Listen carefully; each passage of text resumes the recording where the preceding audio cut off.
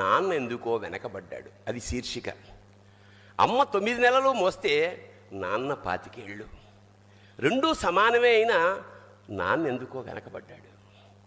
ఇంట్లో జీతం తీసుకోకుండా అమ్మ, తన జీతం అంతా ఇంటికే ఖర్చు పెడుతూ నాన్న, ఇద్దరి శ్రమ సమానమే అయినా అమ్మ కంటే నాన్న ఎందుకో వెనకబడ్డాడు. ఏది కావాలి అంటే అది వడ్డీ పెడుతూ అమ్మ, ఏది కావాలంటే అది కొనిపెడుతూ నాన్న, ఇద్దరి ప్రేమ సమానమే అయినా అమ్మకొచ్చిన పేరు ముందు నాన్న ఎందుకో బాగా వెనకబడ్డాడు.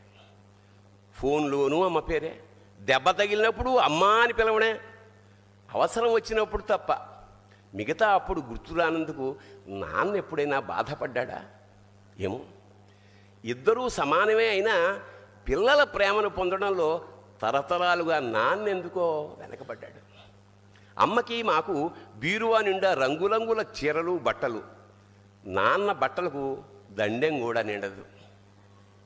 తనని తాను పట్టించుకోవడం రాని నాన్న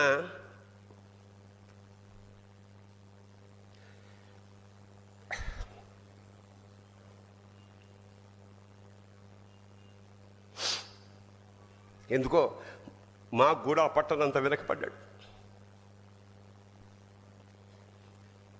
అమ్మకి అన్నో కొన్నో బంగారు నగలు, నాన్నకి బంగారం అంచున్న పట్టు పంచి ఒకటే.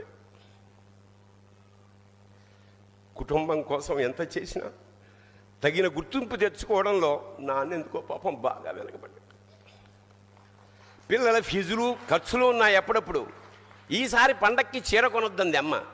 ఇష్టమైన కూర అని చెప్పి పిల్లలు మొత్తం తినేస్తే ఆ పూటకి పచ్చడి మెతుకులతోనే ఇష్టంగా తినే నాన్న, ఇద్దరి ప్రేమ ఒకటే అయినా మా అమ్మ కంటే నాన్న చాలా వెనకబడ్డాడు. వయసు మళ్ళాక అమ్మ అయితే ఇంట్లోకి పనికొస్తుంది. నాన్న ఎందుకు పనికిరాడని మేము తీర్మానం చేసుకున్నప్పుడు కూడా వెనకబడింది నాన్నే.